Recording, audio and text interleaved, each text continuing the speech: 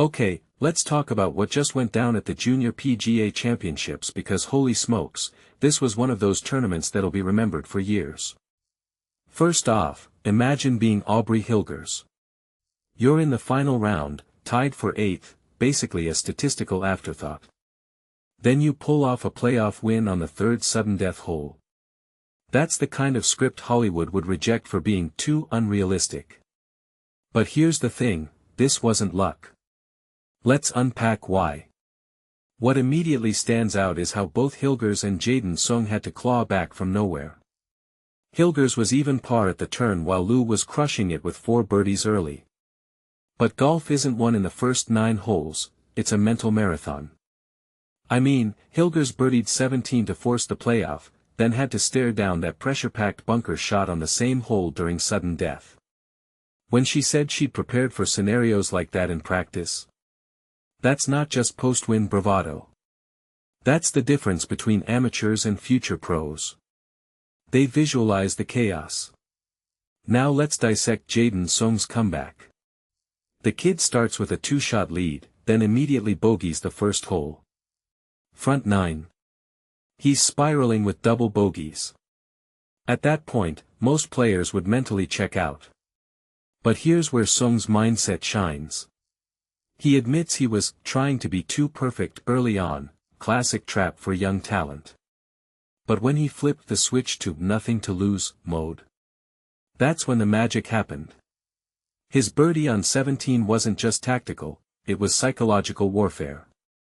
Watching his competitors implode while he stayed icy. That's championship DNA. The 17th hole itself deserves its own documentary chapter. Par 3s are supposed to be straightforward, right? Wrong.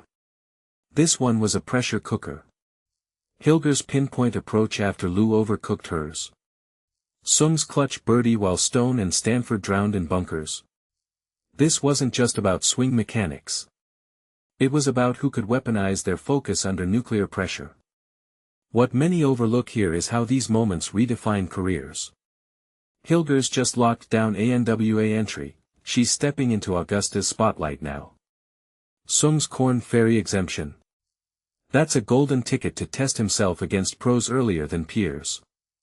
But let's address the elephant in the room, why do we love these underdog narratives so much?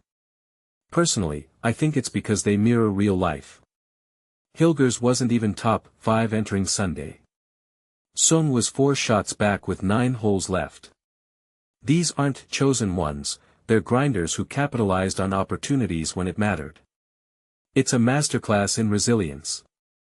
And honestly, the way both mention family connections to these tournaments, Hilgers' friend in ANWA, Soong touring colleges, adds this beautiful human layer beneath the competitive surface.